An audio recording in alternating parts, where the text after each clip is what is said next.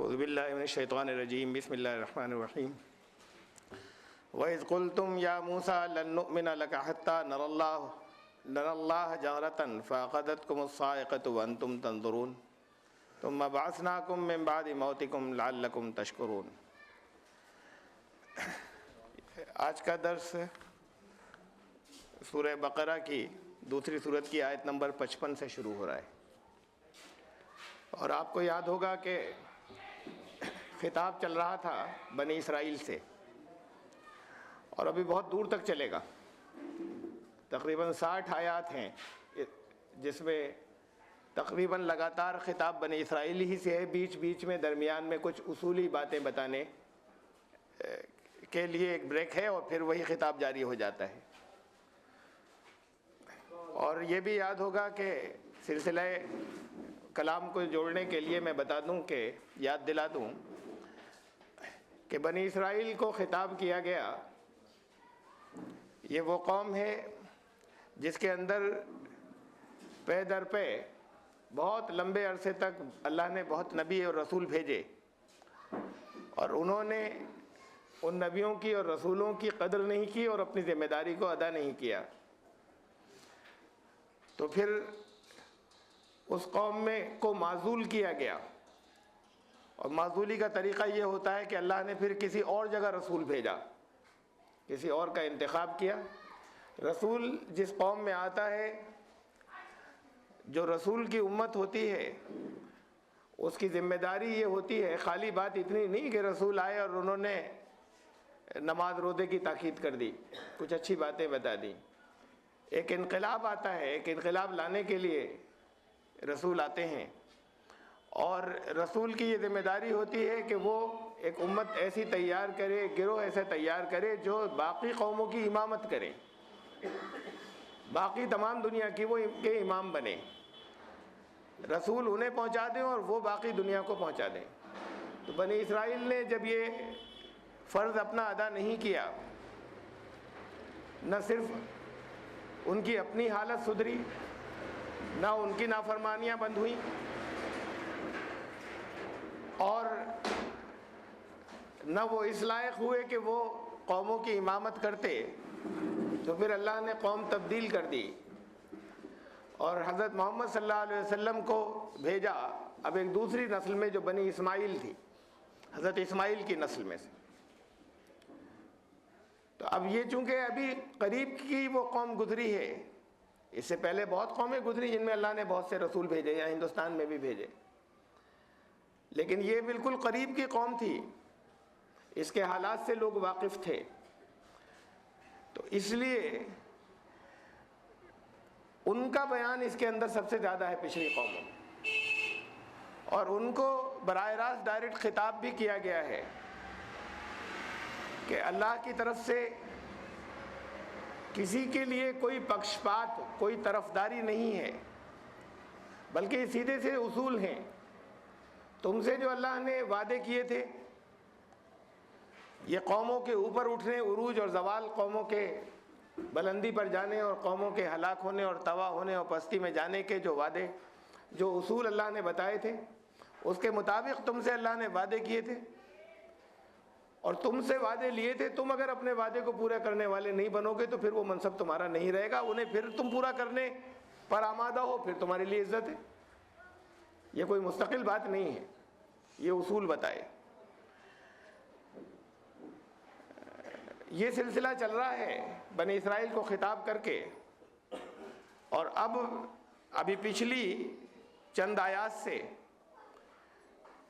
خطاب تو انہی کو ہے، ایڈریس تو انہی کو ہے، لیکن اس سے پہلے جو ایک رکوع گزرا، اس میں تو وہ اصول بیان کیے تھے کہ تم صلاۃ قائم کرو، بندگی کا صحیح نظام قائم کرو، یہ ساری چیزیں قائم کرو، تم اپنے وعدے کو پورا کرو تو پھر میرا وعدہ تمہارے ساتھ پورا ہو۔ اور اس کے بعد پھر اب جو یہ رکوع چل رہا ہے، اور پھر اس کے بعد تلے اوپر بہت سے رکوع ہیں، انہی سے خطاب جاری ہے۔ اس میں ان کے جو ماضی بنی اسرائیل کا تھا، جو پاسٹ تھا، گزرا ہوا زمانہ، اس میں جو ان کی حرکتیں تھیں، جس موقع پہ اللہ نے ان کے ساتھ میں رحم کا سلوک کیا، ان کی خطاؤں پر ان کو چھوڑا، ان کو نعمتوں سے نوازا، اور وہ کیا کیا کرتے چلے گئے. یہ ایک پوری چارج شیٹ ہے جو بہت دور تک گئی ہے. اس کو یاد دلایا گیا کہ تمہاری ہی بات نہیں ہے، تمہاری پوری تاریخ ایسے چلی آ رہی ہے، تم ان چیزوں کو بدل لو. اور اس تاریخ کو انہوں نے اپنے ساتھ، تاریخ اس لیے بھی یاد دلائی گئی کہ اس تاریخ کو انہوں نے اپنے ساتھ وابستہ رکھا ہے، جوڑے رکھا ہے آج تک. حضور صلی اللہ علیہ وسلم کے دور میں نہیں، آج تک. جیسے آپ لوگ یہ کہتے ہیں کہ ہماری حکومت رہی ہندوستان کے اوپر 800 سال، آپ کی کہاں سے رہی بھائی؟ آپ تو یہ جس دور کے اندر پیدا ہوئے ہیں، وہاں جو ان کے یہاں دلت کہلاتے ہیں ان سے بھی زیادہ گئی گزری حالتوں میں ہیں. کہتے ہیں ہماری 800 سال حکومت رہی، جن کی رہی ان کی رہی تھی. علامہ اقبال نے نظم لکھی ہے شکوہ، اللہ سے شکایت، بڑی لمبی نظم ہے، بڑی مشہور ہے ان کی وہ. اور پھر اس کا جواب لکھا ہے، جواب شکوہ بات کو، کہ اللہ کی طرف سے یہ جواب آتا ہے. تو اب وہ جو شکوہ ہے، شکایتیں، اس کے اندر بڑا دور تک اس میں یہ شکایتیں، ہم نے یہ کیا، ہم نے یہ کیا، ہم نے آپ کے لیے یہ کیا، آپ کے دین کے لیے یہ کیا، دشت و دشت ہے دریا بھی نہ چھوڑے ہم نے، بحر ظلمات میں دوڑا دیے گھوڑے ہم نے. اب آپ سے یہ اللہ سے شکایت کی ہے جگہ جگہ اس کے اندر کہ ہم وفادار نہیں، تو بھی تو دلدار نہیں. پھر بھی ہم سے یہ گلہ ہے کہ وفادار نہیں، ہم وفادار نہیں، تو بھی تو دلدار. پھر اللہ کی طرف سے جواب آتا ہے، کس نے کیا تھا؟ تم نے. جنہوں نے کیا تھا وہ سربلند بھی ہوئے تھے. تم نے جو کچھ کیا ہے تم اس کے لائق ہو، تمہیں جو کچھ ملنا چاہیے. تو اپنے آپ سے جوڑے رکھتے ہیں جن پچھلی چیزوں کو، پچھلی تاریخ کو. ایسے ہی یہ لوگ بھی، قوم یہود یا بنی اسرائیل، یہ بھی اپنی پچھلی حرکتوں سے جوڑے رکھا ہے اپنے آپ کو. جن چیزوں کے اوپر شرم آنی چاہیے، جن نافرمانیوں پہ، وہ پوری ان کی تاریخ ہے اور اس سے جڑے ہوئے ہیں آج تک جڑے ہوئے ہیں. ان کی شکل یہ ہے، یہودی جو مذہب ہے اس کے اندر اگر یہودیت کے اندر کوئی داخل ہونا چاہے، یعنی یہودی بننا چاہے، تو انہیں پسند نہیں ہے. یہ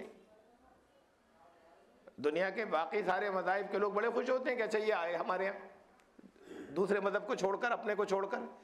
یہ نہیں پسند کرتے کہ کوئی یہودی ہو جائے. نسل کا ہونا چاہیے بنی اسرائیل کی. ان کا یہ غیر نسل کا ہے، بنی اسرائیل کا نہیں ہے. پھر دنیا میں بہت سے مقدمے چل رہے ہیں اس وقت، اسرائیل میں بھی، امریکہ میں بھی، برطانیہ میں بھی. سن 1962 سے اب تک بہت ہزاروں مقدمے جمع ہو گئے ہیں اس بات کے اوپر، جائیداد وغیرہ کے. اس کے اوپر یہ ہوتا ہے کہ کوئی دعویٰ کرتا ہے کہ میں یہودی ہوں، تو اب اس پہ مقدمے چل رہے ہیں. اور آج تک عدالتیں ان کی یہ طے نہیں کر سکی، اسرائیل میں بھی جہاں یہودیوں کی حکومت ہے وہاں بھی عدالتیں آج تک یہ طے نہیں کر سکی کہ یہودی کسے مانا جائے اور کسے نہیں مانا جائے. کہتے ہیں بھئی یہ ہمارا یہودی باپ تھا، ماں یہودی نہیں تھی، تو ان کا نہیں مانا جائے. اب اس پہ چل رہا ہے کہ مانا جائے یہودی ہے نہیں. ماں جو تھی وہ یعنی بنی اسرائیل کے تھے، ماں بنی اسرائیل کی تھی، باپ کسی اور کے تھے، تو مانا جائے یا نہیں مانا جائے.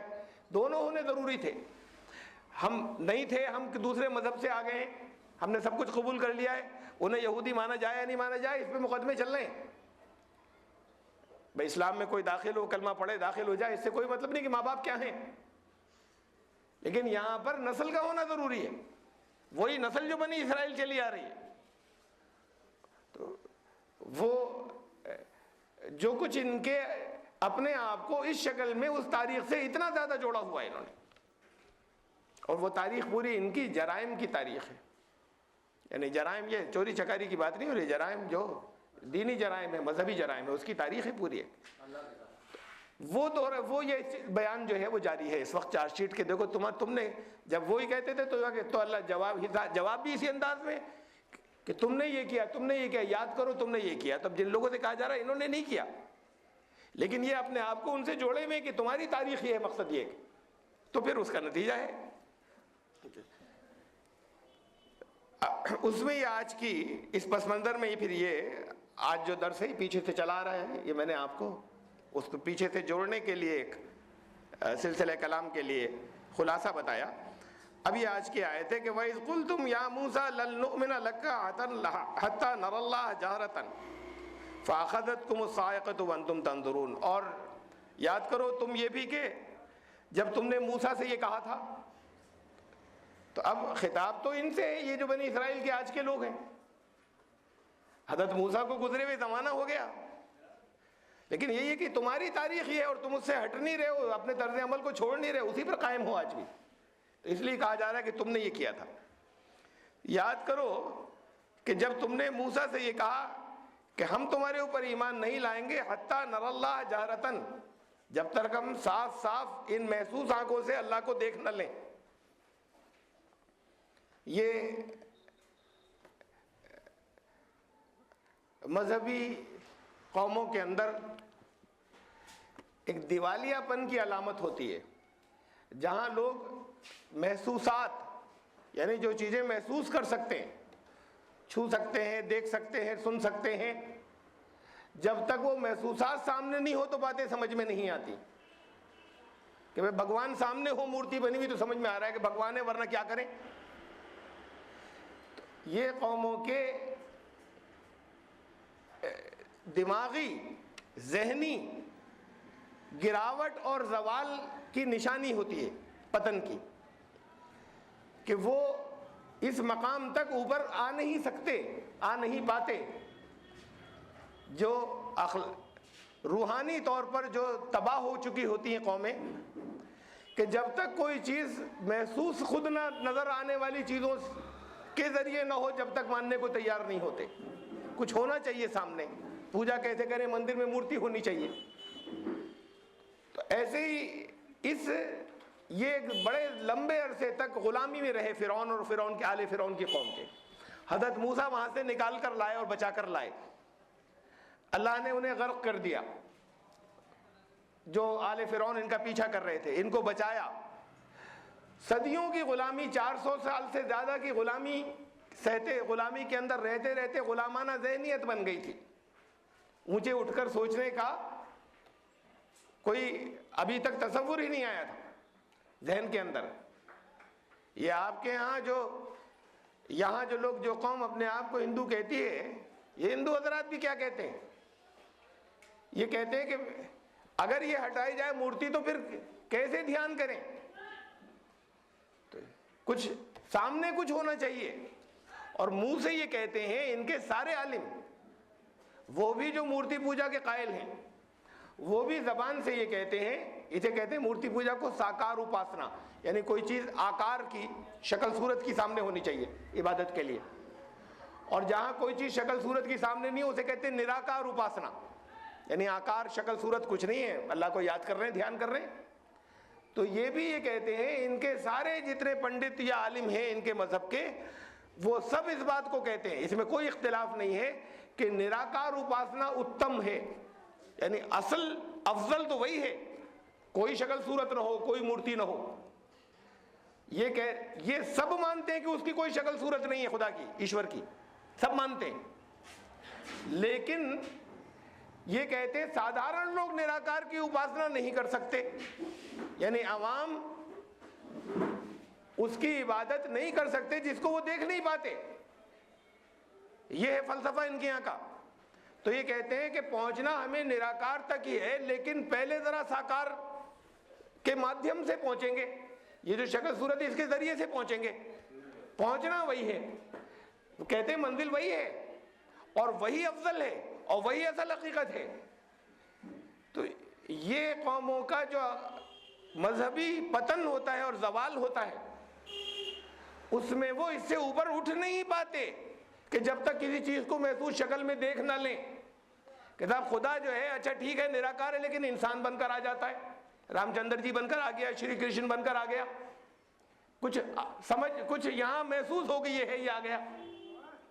تو یہ ڈیمانڈ ان کی تھی جو حضرت موسیٰ سے کی.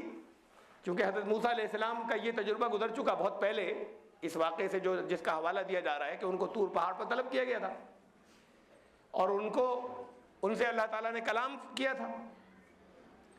تو اب یہ ڈیمانڈ یہ کر رہے ہیں بنی اسرائیل کے لوگ، اس احسان کو یاد نہیں کر رہے کہ کیسے اللہ نے تمہیں غلامی سے نکالا اور فرعون کا لشکر ڈبو دیا، اس احسان کو یاد نہیں کر رہے۔ ان سے کہہ رہے ہیں کہ ہم تو جب ایمان لائیں گے جب دیکھ لیں خود اللہ کو اپنی انہی آنکھوں سے، حتی نر اللہ جہرتن، جب تک ہم اس کو، تب تک ہم ایمان لانے والے نہیں ہیں۔ فَأَخَذَتْكُمُ الصَّاعِقَةُ وَأَنْتُمْ تَنظُرُونَ، تو پھر سزا کیا ملی؟ اللہ کی طرف سے، نبی سے، اللہ کے رسول سے جب یہ ڈیمانڈ اور مانگ کی گئی۔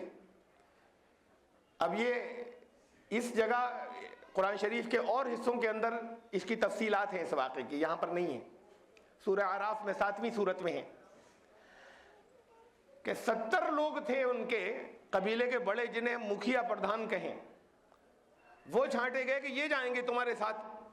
وہ اللہ سے تم نے کلام کر لیا، تمہاری بات چیت ہو گئی، تم اگر کر سکتے ہو، تمہیں سنائی دے سکتا ہے تو انہیں بھی سنائی دے گا، کیسے باتیں ہوتی ہیں؟ تو وہ ان کو ٹیسٹ کرنے کے لیے نبی کو وہ 70 لوگ جو تھے ان کو مجبور ہو گئے، وہ انہوں نے پریشرائز کیا قوم نے، اور ان کو ساتھ میں لے کر گئے جب کوہ طور کے اوپر وادی سینا کے اندر۔ اب ان لوگوں کی ڈیمانڈ یہ تھی وہاں پر، تو اس کے نتیجے میں فَأَخَذَتْكُمُ الصَّاعِقَةُ، تو تمہیں ایک صاعقہ نے پکڑ لیا، تم یاد کرو، وَأَنْتُمْ تَنْظُرُونَ، اور تمہاری سامنے کا واقعہ ہے، نظروں کا دیکھا واقعہ ہے۔ صاعقہ کہتے ہیں بجلی کی گرج اور کڑک، اور بجلی کی زبردست چمک، اور بجلی گر بھی پڑتی ہے کڑک کے ساتھ میں، اسے صاعقہ کہتے ہیں۔ ایک دوسرے مقام پہ اسی واقعے کے بارے میں قرآن شریف نے لکھا ہے فَأَخَذَتْكُمُ الرَّجْفَةُ، زلزلہ بھی آیا تھا ساتھ میں، رجفہ زلزلے کو کہتے ہیں۔ تو وہاں ماحول اس انداز کا تھا کہ زبردست زلزلہ آیا تھا، بجلی کی کڑک، ایک طوفان تھا، اور بڑا دل ہے اور ہلا دینے والا خوفناک ماحول تھا۔ تو تمہیں اس نے پکڑ لیا، یہ واقعہ قرآن نے کہا کہ تمہیں معلوم ہے، تم جانتے ہو اسے۔ ثُمَّ بَعَثْنَاكُم مِّن بَعْدِ مَوْتِكُمْ لَعَلَّكُمْ تَشْكُرُونَ، اور اس کے بعد، تمہاری موت کے بعد، ہم نے تمہیں دوبارہ اٹھایا تاکہ شاید اب تم شکر گزار اس کے بعد بن جاؤ۔ اس واقعے کی تفسیر میں ہمارے یہاں مفسرین کے 2 قول ہیں۔ مفسرین کی تفسیر کرنے والوں کی ایک تعداد تو یہ کہتی ہے وہ مر گئے تھے سچ مچ، اور پھر حضرت موسیٰ نے اللہ سے درخواست کی اور دعا کی ہے، دعا کا ذکر قرآن شریف میں سورہ اعراف میں، حضرت موسیٰ نے اللہ سے دعا کی کہ اللہ یہ تو میرے اوپر اس سے بھی زیادہ سخت آزمائش آ گئی، امتحان جو انہوں نے نافرمانی کی تھی کہ ہم چلیں گے، ہم دیکھیں گے، اور یہ یہاں پر جتنے آئے تھے میں خالی اکیلا زندہ ہوں، یہ سب یہاں پڑے ہوئے، تو وہ قوم کہے گی کسی ٹرک سے ان کو سب کو مار دیا۔ تو حضرت موسیٰ نے اللہ سے فریاد کی، قرآن شریف میں ہے یہ کہ اللہ یہ تو میرے اوپر یہ آزمائش اس سے بھی زیادہ سخت ہے، اور یہ قوم کے بیوقوف لوگ تھے آپ نے جنہیں یہ سزا دے دی، ان کی غلطی کو معاف کر دیجئے، اور اللہ نے معاف کیا حضرت ان کی نبی کی سفارش پر، نبی کی دعا کے اوپر۔ اس واقعے کا حوالہ ہے کہ تمہاری موت کے بعد ہم نے پھر تمہیں اٹھایا، شاید تم شکر گزار بن جاؤ۔ میں یہ کہہ رہا تھا کہ اس موت کی 2 تفسیریں ہیں لفظ موت کی جو علماء نے کی ہیں۔ ایک گروہ تو یہ کہتا ہے مفسرین کا کہ وہ مر گئے تھے اور پھر زندہ ہوئے، جیسے کہ یہ الفاظ یہاں کہہ رہے ہیں، اور ایک دوسرا گروہ جو ہے وہ یہ کہتا ہے کہ نہیں، یہ مرنے کا مطلب یہ نہیں ہے کہ جیسے ہمارے یہاں یہ موت آ جاتی ہے، بلکہ قوموں کو کی موت جو ہوتی ہے، قرآن نے خود اس بات کو جگہ جگہ کہا ہے کہ قومیں مردہ کہلاتی ہیں جب ان کے اندر صحیح شعور نہیں رہتا، اسے مردہ کہا ہے قرآن نے جگہ جگہ، اور پھر اگر وہ سنبھل جاتی ہیں، ان میں شعور آ جاتا ہے، احساس، تو انہیں پھر کہتا ہے یہ زندہ قومیں۔ دیکھیے ایک حدیث میں دعا ہے، صبح سو کر صبح جب آنکھ کھلے تو دعا پڑھنی چاہیے، الحمدللہ الذی احیانا، اس اللہ کا شکر ہے جس نے ہمیں احیانا، ہمیں حیات دی، ہمیں زندہ کیا، بعد ما اماتنا، اس کے بعد کہ ہم مر گئے تھے، وَإِلَيْهِ النُّشُورُ، اور ایک دن پھر اسی کے پاس جانا ہے۔ رات کو سو کر صبح اٹھنے کی دعا میں یہ الفاظ ہیں کہ اس اللہ کا شکر ہے جس نے، ہم مرے ہوئے تھے اس نے ہمیں زندہ کر دیا، اور ایک دن اسی کے پاس واپسی ہے۔ تو اسے بھی موت کہا تمثیلی انداز میں کہ رات کو جو سوئے ہوئے تھے، لفظ موت استعمال ہوا، یہ دعا حدیث کی ہے۔ قرآن شریف میں یہ انداز جگہ جگہ آیا ہے کہ لفظ موت قوموں کی روحانی موت کو کہا جاتا ہے. یہ انداز جگہ جگہ اختیار قرآن شریف نے خود کیا ہے. سورہ چھٹی سورت میں آیت نمبر 122 6122 سورہ انعام، اس کے اندر فرمایا اولم کانا میتن فاحییناہ. ذرا اس بات کو دیکھو کہ کوئی اگر مردہ ہو فاحییناہ، اور پھر ہم اسے زندہ کر دیں، وجعلنا لہ نورا یمشی بہ فی الارض، اور پھر اس کے ساتھ میں ایک نور ہو جو جس کو لے کر وہ چلے. سارے مفسرین نے، سب نے، اعلیٰ حضرت نے بھی، مولانا طاہر القادری صاحب نے بھی، مولانا مودودی نے بھی، مولانا امین احسن اصلاحی صاحب نے بھی، سب نے اس مقام کے اوپر جو تشریح کی ہے، یعنی ہر طرح کے مکتب فکر کے لوگوں نے، کہ یہ جو کہا ہے کہ یہ جس جگہ یہ سورہ انعام میں یہ ایسے مردے کو نہیں کہا کہ قبرستان کے مردے کو، دفن ہوئے کو، کہ یہ کہا ہے اس جگہ پر ان کو کہ روحانی موت تمہاری اگر ہو اور پھر اللہ تمہیں روحانی طور پہ زندہ کر دے، پھر تمہیں اپنی طرف سے نور اور روشنی اور وحی کی ہدایت بھی دے دے. تو یہ جو میں نے ایک مثال بتائی جس میں سارے مفسرین نے اس کے بارے میں یہی لکھا ہے. ایک اور مثال، قرآن شریف میں 2 جگہ یہ الفاظ آئے کہ انک لا تسمع الموتى، تم مردوں کو نہیں سنا سکتے، ولا تسمع الصم الدعاء اذا ولوا مدبرین، اور بہرا جب پیٹھ موڑ کر چل دے تو اسے تم نہیں سنا سکتے. سامنے سے دیکھ رہا ہے، نہ سنائی نہیں دیتا، کم سے کم ایکشن سے کچھ سمجھے گا، منہ کے ہلنے سے سمجھے گا کچھ کہہ رہے ہیں، لیکن جب وہ پیٹھ موڑ کر چل دے تو تم چاہے جتنے دھماکے کرو، چاہے جتنی زور سے چل رہا ہو، آپ کے ایکشنز بھی نہیں دیکھ رہا، ہونٹوں کو ہلتے ہوئے بھی نہیں دیکھ رہا، کانوں میں تو آواز آتی نہیں تھی. تو کہا جیسے بہرا کوئی جسے سنائی نہ دیتا ہو وہ پیٹھ موڑ کر چل دے، اسے تم نہیں سنا سکتے، تم مردوں کو بھی نہیں سنا سکتے. اس جگہ پر بھی، ان آیات میں بھی 2 جگہ آئی ہیں. سورہ نمل میں 27ویں سورت کے اندر آئی آیت، سورہ روم میں 30ویں سورت کے اندر یہی الفاظ آئے جو میں نے بھی بتائے بات. سارے مفسرین نے تشریح یہ کی ہے کہ یہاں پر وہ قبر کے مردے مراد نہیں ہیں، بلکہ جیسے تم پیچھے سے جیسے پیٹھ موڑ کر کوئی چل دے نہیں سنا سکتے، ایسے ہی جو روحانی طور پہ مردہ ہو گئے ان کا کوئی علاج نہیں، انہیں تم نہیں جلا سکتے. سب کی تشریحات یہی ہیں، سب کی، جتنے مفسرین ہیں اس آیت کی ذیل کے اندر. اتنی بات اور ہے، ذرا سا رکھیں ذہن میں کہ بعض لوگ، چونکہ اسی لیے کہ تشریح سارے مفسرین نے یہی کی ہے کہ یہ قبر کے مردوں کو نہیں کہا جا رہا کہ تم انہیں نہیں سنا سکتے، یہ جن کی روحانی موت ہو چکی ہے ان کے بارے میں کہا گیا ہے کہ تم ان کو نہیں سنا سکتے. تو اس پر ذرا سا غور کریں، بات تو ٹھیک ہے، کہا انہی کو گیا ہے جو قومیں سامنے سے دیکھنے میں زندہ ہیں لیکن روحانی طور پر مردہ ہیں، انہی کو کہا گیا ہے. لیکن مثال کس کی دی جاتی ہے؟ وہ جو کانوں سے نہیں سن رہا، جب وہ پیٹھ پھیر کر چل دیا تم اسے نہیں سنا سکتے. اور جو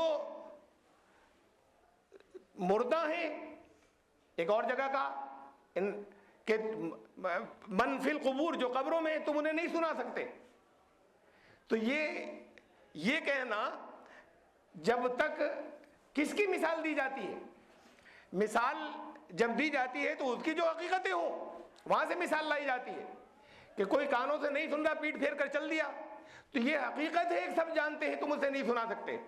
ایسے ہی جو قومیں مردہ ہو گئیں ان کو تم نہیں سنا سکتے. تو یہ لفظ مردہ کا کیوں لایا گیا؟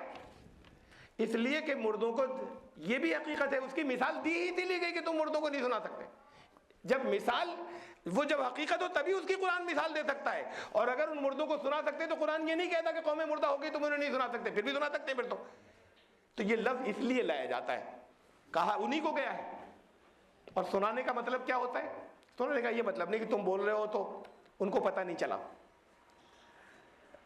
لفظ مردے کے بارے میں بھی سمجھ لیجئے، اس لیے کہ یہ چیزیں جو ہیں یہ بڑی اختلافی بن گئی ہیں آپس میں، اور یہ قرآن شریف پر غور نہیں کرنے کی وجہ سے ہیں. بس جو کچھ بھی بتا دیا گیا. اس کی حقیقت بھی سن لیجئے. جتنے لوگ دنیا سے گزر گئے سب زندہ ہیں. ان کا جسے عالم برزخ کہتے ہیں اس کے اندر ان کو دکھ سکھ موجود ہوئے ہیں. ان کے لیے مردے کو دکھ سکھ کہاں سے ہوگا؟ فرعون اور آل فرعون کے بارے میں قرآن شریف نے کہا کہ صبح شام ان کو آگ پر پیش کیا جاتا ہے اس اب، اور قیامت کے دن تو سخت ترین عذاب کی طرف لوٹائے جائیں گے. یہ ساتھ میں کہا. تو اس کا اب کیسے آگ پر پیش کیا جاتا ہے صبح شام؟ اس کا مطلب کوئی عالم ہے جہاں پر وہ ہیں، جہاں اس وقت ان کے ساتھ میں سختی اور عذاب تھوڑا سا ہوتا ہے، صبح شام ہوتا ہے، اور قیامت میں سخت ترین عذاب کی طرف لوٹایا جائے گا. تو پھر اگر یہ مردہ ہیں تو کیسے تکلیفیں ہوتی ہیں اور کیسے عذاب ہوتا ہے انہیں؟ موت کوئی برا لفظ نہیں ہے. موت کا مطلب خاتمہ نہیں ہے. موت کا مطلب ایک زندگی سے دوسری زندگی میں داخلہ ہے. وہ زندگی جو محسوس کی جا سکتی ہے، اس زندگی سے ایک دوسری زندگی میں داخلہ جسے ہم محسوس نہیں کر پاتے. تو ایک زندگی سے دوسری زندگی میں داخلے کا نام، اس پروسیس کا نام موت ہے. اس لیے موت سے اس کی زندگی ختم نہیں ہو گئی، بلکہ ایک دوسری طرح کی زندگی میں داخل ہو گیا. انسان برے ہیں تو ان کے لیے برا نتیجہ اس زندگی کے اندر ہے، اچھے ہیں تو ان کے لیے اچھے انعامات ہیں اس زندگی کے اندر، جس دوسری زندگی کے اندر وہ داخل ہو چکے عالم برزخ کے اندر.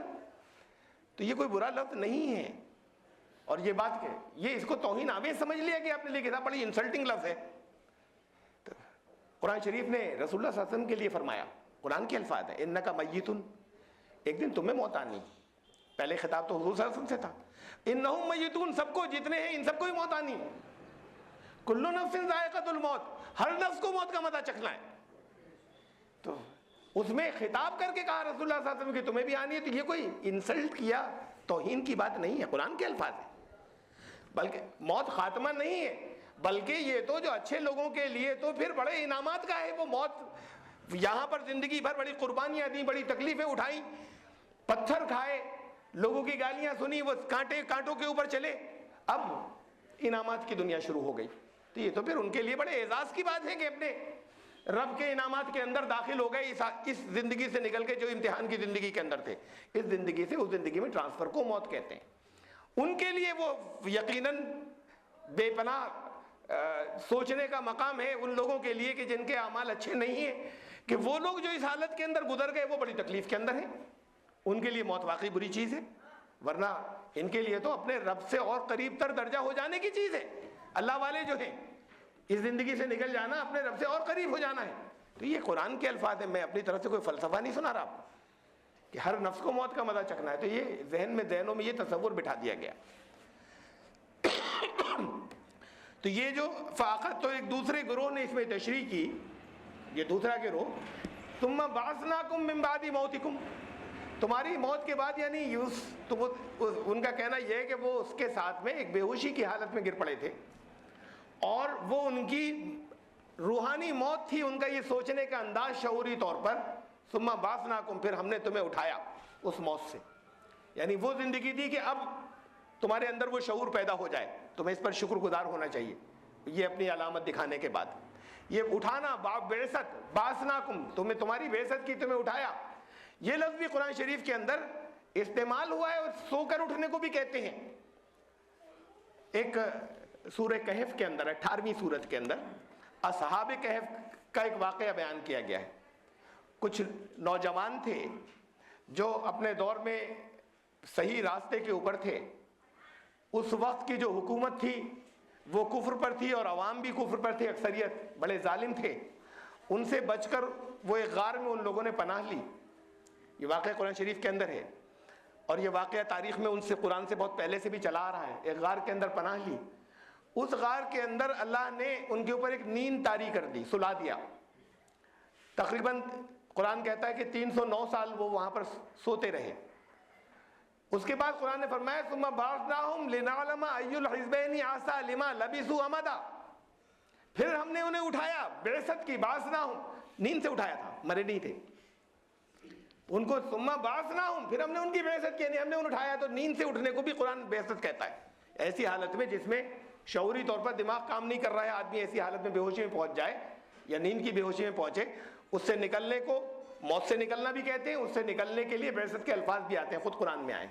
تو اس لیے ایک گروہ یہ کہتا ہے کہ ایسی موت نہیں ہوئی تھی کہ سچ مچ مر گئے تھے، بلکہ کہا یہ گیا ہے کہ پھر تمہاری وہ جو ایسی حالت تھی روحانی موت کی، اس واقعے سے، اس دل دہلا دینے والے جب زلزلہ تھا اور جب کڑک اور بجلی اور خوفناک وہاں پر اندھیرے کے اندر چمکی تھی، تم نے جب یہ بات کہی تھی کہ ہم اللہ کو دیکھنا چاہتے ہیں، تو اس سے تمہارے دلوں میں جو خوف طاری ہو کر تم، اور پھر اس کے بعد تم جب واپس اٹھے ہو تو تم نے اس واقعے کے اوپر، اس بات کے اوپر توبہ کی تھی، اور اس طریقے سے تمہیں ایک موت سے ہم نے دوبارہ زندگی کی حالت میں لے کر آئے تاکہ تم شکر گزار بنو.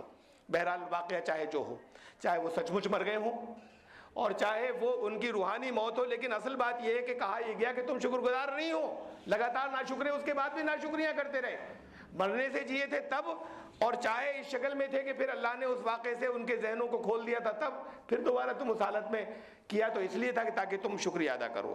وَظَلَّلْنَا عَلَيْكُمُ الْغَمَامَ، اور صحرا کے اندر، ریگستان کے اندر جہاں کوئی سایہ نہیں تھا، ہم نے تمہارے اوپر سایہ کیا. یہ جب قرآن شریف نے کہا ہے، بائبل کے اندر بھی ایک بادل ان کے اوپر چلتا تھا، ورنہ اگر وہ سایہ نہیں ہو تو لوگ 3 دن کے اندر جھلس کے مر جائیں ریگستان کی گرمی کے اندر. تو ایک بادل ان کے اوپر سایہ کیے رہتا تھا اتنی بڑی تعداد پہ، جو لاکھوں کی تھی. بائبل میں لاکھوں کی تعداد کا ذکر آتا ہے، تقریباً ایک جگہ 6 لاکھ کی تعداد کا ذکر آتا ہے. تو ان کے اوپر ایک سایہ، وَظَلَّلْنَا عَلَيْكُمُ الْغَمَامَ وَأَنزَلْنَا عَلَيْكُمُ الْمَنَّ وَالسَّلْوَىٰ، اور ہم نے تمہارے اوپر من اور سلوہ نازل کیا. من اور سلوہ، یہ من جو ہے آج بھی ہوتا ہے ریگستان کے اندر. راتیں بڑی ٹھنڈی ہو جاتی ہیں، دن تو بڑے گرم ہوتے ہیں لیکن راتیں بڑی ٹھنڈی ہو جاتی ہیں. اور جیسے آپ کے جاڑوں میں اوس گرتی ہے، وہاں ریگستان کے اندر گرمیوں میں بھی وہ اوس سی گرتی ہے، بہت ٹھنڈی جب راتیں ہو جاتی ہیں. اور وہ اوس سی گرنے کے بعد بعض علاقے ایسے ہیں کہ وہ پھر وہ شبنم جو ہے، اس میں جو کچھ بھی میٹیریل ہوتا ہے، وہاں کی جو گیسز ہیں یا اس جگہ کے اندر ایٹماسفیئر میں جو چیزیں ہیں، اس کی وجہ سے وہ کچھ گوند کی سی شکل کی ہوتی ہے، اور اس میں مٹھاس بھی ہوتی ہے اور بڑی نیوٹریشنل ویلیو ہوتی ہے، یعنی اس کے اندر بڑا پوشٹک آہار ہوتا ہے، وہ صحت کے لیے بڑے، اس کے اندر وائٹامنز وغیرہ ہوتے ہیں، وہ یہ جو وہ جم جاتی ہے گوند کی طرح کی. تو کہا کہ ہم نے تمہارے اوپر من، یہ تو تھی من.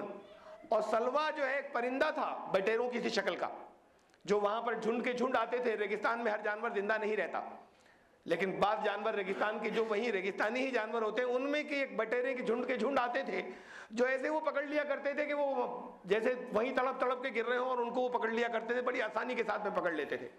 اور ان کی بھی جیسے یہاں پر آپ کے تیتر ہے اور بٹیر ہے، اور اس کے جو گوشت ہوتا ہے چونکہ اس کے اندر بڑی قوت ہوتی ہے، بہت وائٹامنس، بہت پروٹینز بہت زیادہ ہوتے ہیں، ایسی اس کے اندر بھی بڑی زبردست پروٹین ہوا کرتے تھے، تاکہ وہاں پر ان کی ریگستان میں رہنے کے حساب سے ان کی قوت، ان کی پاور، ان کی انرجی جو ہے وہ باقی رہ سکے وہاں کے حالات کو ریگستان کے فیس کرنے کے لیے. کہ ہم نے تمہارے وہ من اور سلوہ نازل فرمایا. اور من عربی کے اندر آیا یہ الفاظ، یہ لفظ قرآن شریف میں جگہ جگہ آئے. من علیکم تمنون، ہم تمہارے اوپر ہم نے احسان کیا. احسان کے لیے لفظ آتا ہے. احسان ایسے من اسے کہتے ہیں عربی زبان کے اندر کہ جو بنا محنت کے مل جائے. محنت نہیں کی اور اللہ کی طرف سے مل گیا، تو اس کے لیے انہوں نے کوئی کمائی نہیں کی تھی جو ان کو اتنی لاکھوں کی تعداد میں جو ان کو وہ غذا مل جاتی تھی، جس سے وہاں پر ان کے جسم کے اندر قوت بھی رہے. تو من اس کا نام اس وجہ سے پڑا کہ وہ اس لیے عربی زبان کے اندر کہ وہ بغیر محنت کے اللہ نے تمہیں وہاں پر یہ چیزیں دی. وَأَنزَلْنَا عَلَيْكُمُ الْمَنَّ وَالسَّلْوَىٰ، یہ 4 شیٹ بیان ہو رہی ہے بنی اسرائیل کی پوری تاریخ کی. کُلُوا مِن طَیِّبَاتِ مَا رَزَقْنَاکُمْ، کہ کھاؤ تمہیں اللہ نے جو روزی دی ہے اس میں سے یہ جو تمہیں دی جا رہی ہے پاکیزہ چیزیں. یہ تو خالی بنی اسرائیل کے بارے میں ہو گئی کہ کھاؤ جو کچھ تمہیں دی جا رہی ہیں، کلو کھاؤ من طیبات، لیکن طیبات پاکیزہ چیزیں ہوں، پوتر. ما رزقناکم، جو ہم نے تمہیں دی ہے، تو جو تو روزی ہم نے تمہیں دی ہے اس میں سے.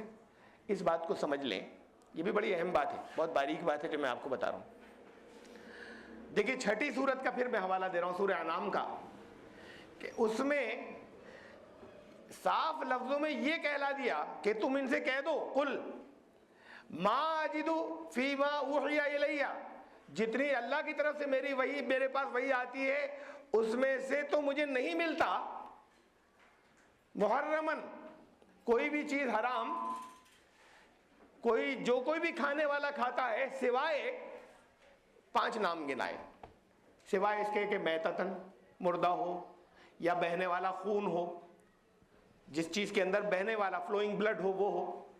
دیکھیے مچھلی میں نہیں ہوتا بہنے والا خون، مرغے میں ہوتا ہے، بکری میں ہوتا ہے، بھینس گائے میں ہوتا ہے.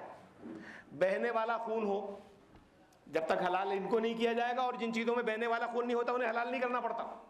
سوائے اس کے کہ مردار ہو یا اس میں بہنے والا خون ہو تو اس کو ایسے نہیں مارا جا سکتا جب تک خون نہیں نکال دیں، یا اللہ کے سوا کسی دوسرے کے نام کے اوپر ہوا ہو، اور یا جوئے کی شکل کا ہو. تو اس کے علاوہ کہا رسول اللہ کہا کہ کہہ دو ان سے کہ مجھے میرے پاس اللہ کے پاس سے جو وہی آئی ہے 6:145 سورہ انعام کی آیت نمبر 145، اس کے اندر کہا گیا کہ ان سے کہہ دو کہ میرے اوپر اللہ نے جو وہی بھیجی ہے مجھے ان کے علاوہ کچھ بھی حرام نہیں ملتا. اب جب صاف لفظوں میں یہ کہہ دیا گیا، اور دوسری اور بہت سی جگہوں پہ قرآن نے سورہ مائدہ میں 5ویں سورت میں 2 جگہ اور دوسری جگہوں پہ انہی چیزوں کی تفصیل پھر بتائی کہ یہ ہے حرام. سورہ مائدہ کی دوسری آیت انما المیتۃ یہ جو مردار اور خون بہتا ہوا اور ودم ولحم الخنزیر اور سور کا گوشت، ہاں یہ میں رہ گئی تھی زبان سے. اور سور کا گوشت جو جوئے سے حاصل ہوا ہو یا غیر اللہ کے نام پر ہو یا مردار ہو یا بہتا ہوا خون ہو، اس کے سوا قرآن میں حرام چیزوں کی تفصیل کھانے کی صرف یہی بیان ہوئی. اور ایک جگہ کہا اس کے سوا کوئی اور مجھے وحی میں نہیں آیا، 6 سورت آیت نمبر 145. اب اس کا کیا مطلب ہے؟ کیا کتا بھی حلال ہے؟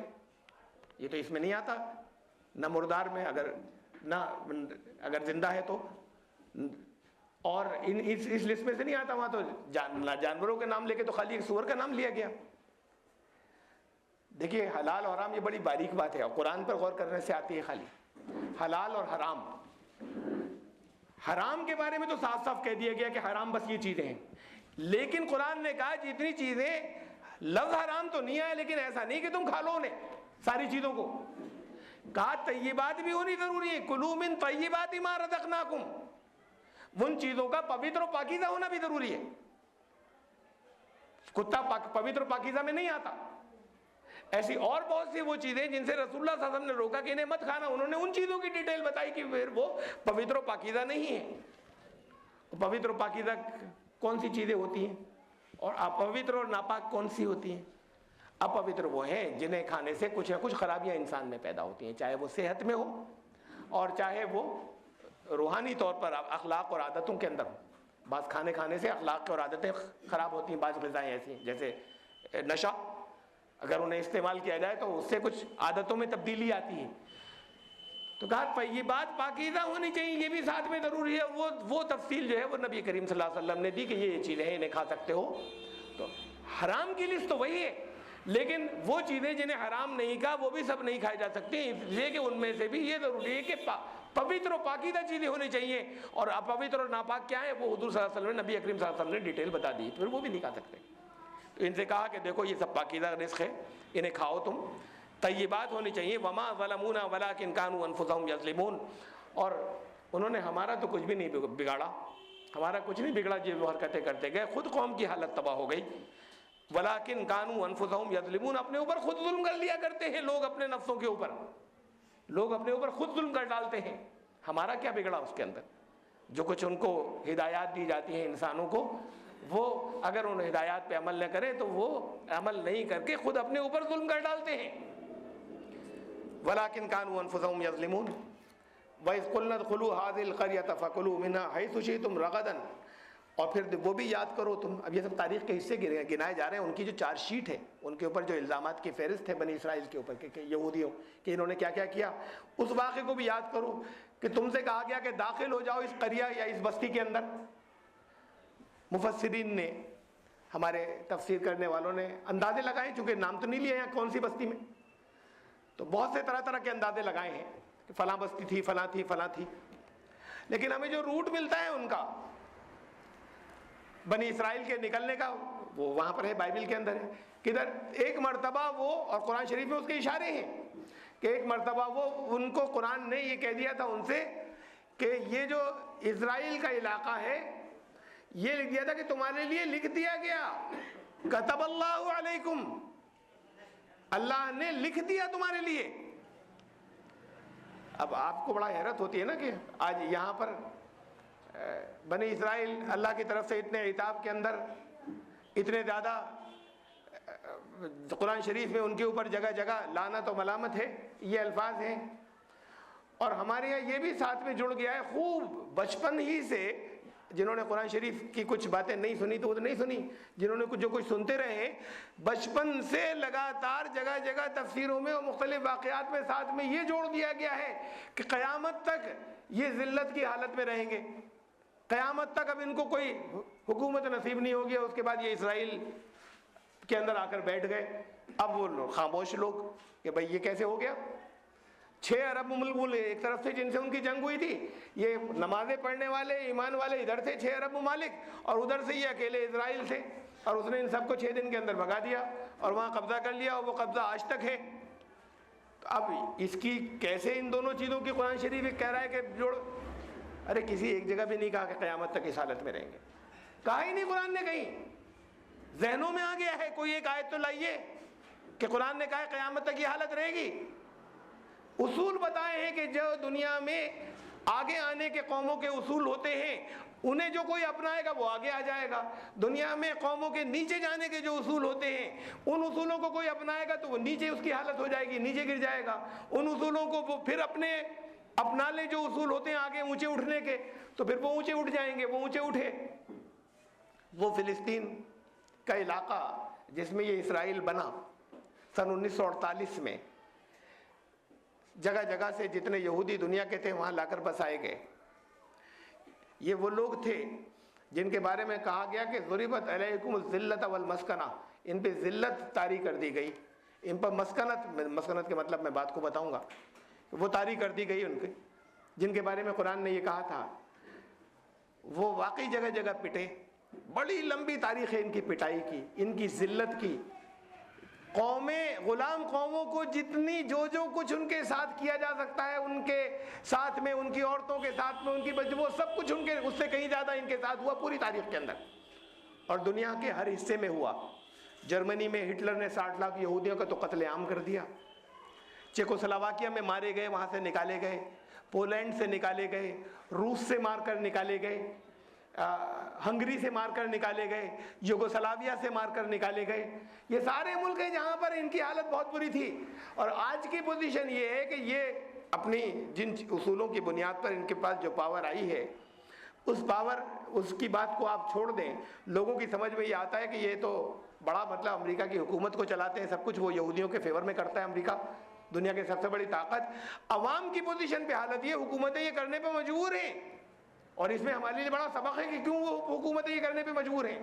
عوام کی حالت یہ ہے کہ کھیل کے میدان کے اندر جہاں عیسائی ہوتے ہیں اور ایک آدھ یہودی بچہ ہوتا ہے، اس کے ساتھ ہمارے یہاں دلتوں کے ساتھ وہ سلوک نہیں ہوتا، ہریج اور اچھوتوں کے ساتھ وہ سلوک نہیں ہوتا جو اس کے ساتھ کیا جاتا ہے.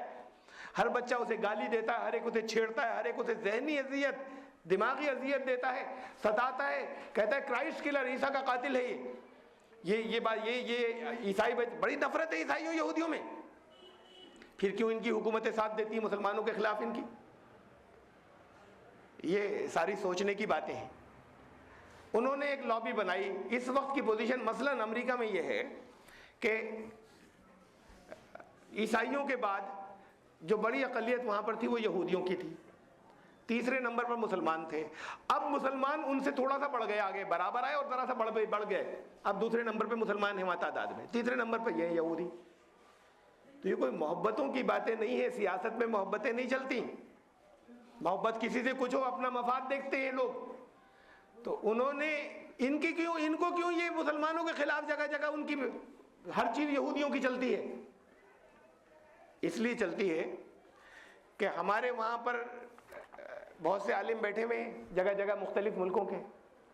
اب لوگ آ کے ان سے مسلمان پوچھتے ہیں کہ صاحب یہ گوشت جو ہے ٹن، اس کے اندر یہ ٹن میں ملتا ہی ہے پیک ڈبوں میں، ہم کھا سکتے ہیں نہیں کھا سکتے ہیں؟ تو ہمارے بہت سے عالم ان سے کہتے ہیں قرآن میں لکھا ہوا ہے کہ اہل کتاب کا کھانا تمہارے لیے حلال ہے، لکھا ہوا ہے تو کھا سکتے ہو. ارے قرآن کا ایک حکم کو آپ کو کئی جگہ سے لینا پڑتا ہے. جہاں جہاں وہ حکم کہیں پر وہ شارٹ میں ہوتا ہے، کہیں اس کی تفصیل ہوتی ہے. ایک جگہ کہہ دیا حلال ہے، دوسری جگہ اس کی تفصیل بتائی ہے، اس تفصیل کو چھوڑ دیا. تفصیل جو ہے وہ یہ ہے کہ ہر اس کھانے کو، ذبیحے کو کوئی نہیں کھا سکتا جس پر اللہ کا نام نہ لیا گیا ہو یا غیر اللہ کا نام لیا گیا ہو. اس ذبیحے کو کوئی نہیں کھا سکتا اگر غیر اللہ کا نام لیا گیا ہے. اور خالی اتنی نہیں، نہ لیا گیا ہو غیر اللہ کا نام، ویسے ہی کاٹ دیا ہوا نہیں، اللہ کا نام لینا ضروری ہے. اگر اللہ کا نام نہیں لیا گیا ذبیحے پر تو وہ حرام ہے، قرآن یہ کہتا ہے. وہ تفصیل کو نہیں لے رہے. کیسی عجیب بات ہے کہ مسلمان اگر اللہ کا نام نہیں لے تو حرام، اور یہودی اور عیسائی اگر اللہ کا نام نہیں لے تو حلال، چونکہ قرآن نے ایک جگہ لکھا ہے کہ اہل کتاب کا کھانا حلال ہے. ارے وہاں شارٹ میں لکھا ہے اور آگے دوسری جگہ تفصیل بتائی ہے کہ اللہ کا نام لیا جانا یعنی وہ طریقہ پورا اختیار کیا گیا اور تب ان کے یہاں کا بھی حلال ہے. مسلمان نے نہیں، عیسائی نے ذبح کیا ہو، اللہ کا نام لے کر کیا ہو، جو کچھ بھی اللہ کو کہتے ہو، لیکن ایک اللہ کو کہتے ہو، اس کا شریک نہیں ٹھہرا رہے ہو کہ اس کا نام کسی شریکوں کا نہ لے رہے ہو. تو اگر اس طریقے سے انہوں نے ذبح اور طریقہ بھی صحیح اختیار کیا ہے ذبیحے کا تب حلال ہوگا، ان کے یہاں کا بھی حلال ہے. اس بات کی وضاحت کی ہے. اب یہ ہمارے یہاں کے لوگ کہتے تھے قرآن میں لکھا ہے اہل کتاب کا حلال ہے، کھاؤ. یہ کھا رہے ہیں ان میں سے بہت سے. یہودیوں کے یہاں بھی ذبیحہ ضروری ہے اور اللہ کا نام لینا ضروری ہے. یہودی کوئی نہیں لیتا. اب اتنی بڑی تعداد پورے ملک میں، انہوں نے کہا ہم نہیں لیں گے. تو کمپنیاں اس بات پر مجبور ہوئیں کہ جو یہودیوں کا جو وہاں کا مذہبی ادارہ ہے اس پر مجبور ہوئی کہ ان کی مہر لگوائیں کہ یہ صحیح طریقے سے ذبح کیا گیا ہے. پہلے صحیح طریقے سے کریں، وہ اس کو دیکھ چیک کرتے ہیں اور وہ ان ڈبوں پر اپنی وہ مہر دیتے ہیں. تو جن ڈبوں کے اوپر مہر ہوتی ہے یہودی صرف اسے خریدتے ہیں اور کوئی ڈبہ نہیں خریدتے. پورے امریکہ کے نہیں کھائیں گے گوشت، ان کو اپنا بیچنا ہے تو وہ پھر لگوائیں گے مہر. اس کی جاتی ہے بڑی موٹی فیس، یہودیوں کے مذہبی ادارے کو بڑی موٹی فیس جاتی ہے.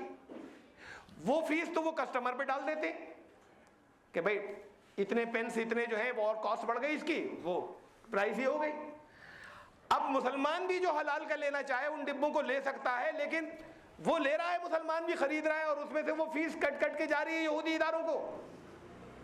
اس لیے کہ انہوں نے کہا تھا کہ جب تک یہ نہیں ہوگا ہم نہیں کھائیں گے. مسلمانوں نے نہیں کہا. اگر سارے مسلمان یہ طے کر لیں ان کی تعداد زیادہ ہے تو وہاں کی کمپنی کو تو، بزنس مین کو تو، تجارت کرنے والے کو اس سے غرض نہیں ہوتی دھرم کس کا کیا، اس کو اپنی چیز بیچنی ہے، وہ ان کے ادارے کی بھی مہر لگوائیں گے اور انہیں بھی پیسے دیں گے. لیکن انہوں نے کہا ہی نہیں، سب نے ایک ساتھ مل کر وہ کہتے ہیں کہ ہم نہیں کھائیں گے جب تک یہ نہیں ہوگا. بات یہ ہے کہ ان کی لابی جو ہے ایک آواز کے اندر ان کے جو کچھ طے ہوتا ہے سب لوگ وہ کرتے ہیں ایک آواز کے اندر. آپ کی اقلیت مسلمانوں کی یہاں کچھ طے کرنے لگے تو ہر حکومت جھک جائے گی. ان کی وہاں پر ایک آواز کے اندر جو کچھ ہوتا ہے ان کے جو مذہبی ادارے کہتے ہیں اس ایک آواز کے اوپر سارے لوگ عمل کرتے ہیں. اب مسلمانوں سے کم تعداد ہے، ان کی طاقت ہے، ان کی طاقت نہیں ہے. یہ فرق ہے. یہ بھی قرآن کے بتائے ہوئے اصول ہیں جو انہوں نے چاہے قرآن سے نہیں لیے ہوں، لیکن دنیا میں آج تک جہاں جہاں پر بھی کوئی اصلاح نافذ ہوئی ہے، کوئی سدھار کا کام ہوا ہے، کوئی برائی ٹوٹی ہے، وہ اور کوئی ایسا قانون بنا ہے جو اچھائی لانے کا ہو، وہ ہمیشہ اسلامی کا قانون ہے، چاہے لوگوں کو پتہ نہ ہو. چھوت چھات ہے، اونچ قانون نے، انڈین کانسٹیٹیوشن نے ختم کیا ہندوستان میں سے. انہیں پتہ ہو یا نہ ہو یہ ہندو مذہب کا قانون نہیں ہے. ہندو مذہب کے اندر تو کوئی 4 ورن کے بغیر ہندو دھرم ہی نہیں ہوتا. برہمن، چھتری، ویش اور شودر، ان سے باہر کوئی ہوتا ہی نہیں. اس کا مطلب نسل سے ہے. اب اگر کوئی باہر سے ہندو ہو جائے تو وہ نہ برہمن ہے، نہ چھتری ہے، نہ ویش ہے، نہ شودر ہے، اس لیے کہ یہ تو ہوتے ہیں جنم سے. تو وہاں پر تو کوئی اور اس کے علاوہ گنجائش ہی نہیں کہ ان 4 ورنوں میں سے باہر کوئی ہو. اب انہوں نے قانون بنا دیا کہ نہیں یہ کچھ نہیں، کوئی چھوت چھات نہیں ہوگی. اس درجے تک بنا دیا کہ کوئی بھی جا کر وہاں پر رپورٹ کر دے. ان میں کہا کہ جو انوسوچت جاتیاں ہیں یا جو جن کو انہوں نے رعایتیں دے رکھی ہیں، جو دلت کہلاتے ہیں، کوئی جھوٹی رپورٹ کرتے تو فوراً آ کے پولیس پکڑ کے لے جائے گی. ان کا برابری ہوگی. برابری کا قانون کہاں سے لیا؟ ہندو دھرم میں تو تھا نہیں. چاہے اسلام سے نہ لیا ہو، لیکن جتنی باتیں کہیں دنیا کے اندر آج بھی سدھار ہوئے خرابیوں کو چھوڑ کر، وہ اسلام کے اصول تھے. اسلام کے اصول لیتے ہیں تو ترقی ہو جاتی ہے. عورتوں کو حصہ نہیں دیتے تھے. اب یہاں پر تو چونکہ اسلامی قانون نافذ نہیں ہے، آپ بھی نہیں دیتے. اللہ نے، قرآن نے، دین نے جو مقرر کیے وہ اپنی بہنوں کا کھا جاتے ہیں لوگ. صاحب ہم نے ان کی شادیاں کی، ہم نے ان کے ساتھ یہ کیا، ہم نے ان کے ساتھ وہ کیا، کی ہوں گی، وہ آپ کا فرض تھا، لیکن ساتھ میں جتنا حصہ اللہ نے مقرر کیا ہے ترکے میں سے دیجئے، ورنہ حساب دینا پڑے گا اللہ کے یہاں. بچ نہیں سکیں گے اور اس کی معافی بھی نہیں ہوگی. یہ اللہ کی طرف سے جو اللہ کے حقوق میں کمی ہو جائے گی وہ تو معاف ہو سکتا ہے, جو بندوں کے حقوق میں کمی ہو اس کی معافی بھی نہیں ہوگی. ایک بھیڑ کی بھیڑ ہے, بہنوں کو حصہ نہیں دیتے, وہ ہم نے سارا کا سارا ان کے قبضے میں, مردوں کے لڑکوں کے. تو آپ نہیں دیتے, آپ نے بند کر دیا, آپ کے قانون کے اندر ہے کہ لازم تھا. یہاں پر ہندو دھرم کے اندر تو کوئی کانسیپٹ تھا ہی نہیں حصہ دینے کا, انہوں نے قانون بنا دیا کہ ملے گا, اسلام سے لیا. یعنی اسلامی قانون نافذ کیا, چاہے انہیں نہ پتا ہو کہ اسلامی ہے, چاہے قرآن سے نہ لیا ہو, لیکن جب بھی کوئی بات سوچی اور وہ اچھی تھی اور وہ قانون بنایا کسی برائی کو ختم کرنے کا, تو وہ اصل میں اسلام کا تھا. دنیا میں جس جگہ بھی ہوا ہے, اور قرآن یہ کہتا ہے ان اصولوں کو اپناؤ گے تو آگے بڑھو گے, تو ان اصولوں کو وہ اپنا رہے ہیں. آپ کو سکھایا گیا تھا, بہت جگہ کہا ہے, حضور صلی اللہ علیہ وسلم نے بہت مرتبہ کہا ہے. لوگ کہ حضور صلی اللہ علیہ وسلم کی حدیث ہے کہ لوگ ان دو چیزوں کی قدر نہیں کرتے, ایک صحت کی اور ایک وقت کی. کیسی پابندی دی تھی. جو آپ میں سے جو لوگ پابندی سے نماز پڑھتے ہیں, اب نماز کا وقت ہے, عشاء کی نماز کا 8:30 بجے ہوگی, 8:15 بجے ہوگی. اب 8:15 سے 8:16 ہو گئے تو ہر ایک دیکھ رہا کہ مولوی صاحب کہاں ہیں کیوں نہیں. 1 منٹ گزرا, ارے بھائی روز وقت پر ہوتے ہیں, آج آدھا منٹ زیادہ ہو گیا. 1 منٹ, 1 منٹ کی برداشت نہیں ہے کہ وقت پر کیوں نہیں ہوئی. تو کم سے کم وہ قوم جس کے لیے نماز ضروری ہے, اور وہ جو بچپن سے نماز پڑھتے چلے آ رہے ہیں, ان کو جب کسی پروگرام میں کسی جگہ پر کہیں جانا ہوتا ہے, کمیٹڈ ہوتے ہیں اور آدھے گھنٹے دیر سے پہنچتے ہیں. وہ یہودی وقت پر پہنچتے ہیں, بالکل ڈاٹ وقت کے اوپر.